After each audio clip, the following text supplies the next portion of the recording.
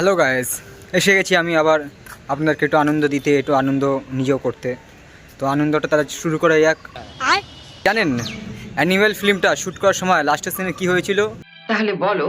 কোনো বাড়ার লাভ নেই ওটা, বুঝলেন তো? আপনারা ওসব জেনে কী করবেন? আর আপনার যেটা জানার কথা, যেটা জেনে আপনাদের লাভ আছে, সেটা আপনি আগে জানুন। আমার কথা শুনে মনে হইতেছে তুমি বিরাট জ্ঞানী মানুষ হয়ে গেছো।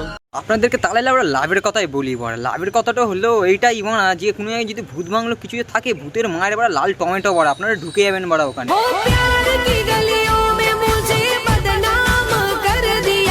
ভূত বাড়া অনেক আসবে বড়া, ভূত বাড়া সারা বছর আছে, ভ্যালেন্টাইন ডে কি বার সারা বছর আসে বড়া, ঢুকে যাবে বড়া, ঢুকে শুধু চোদাচুদি চালু বড়া, ভূত মারা গেলেও গাঁড়া মাঙাতে বড়া।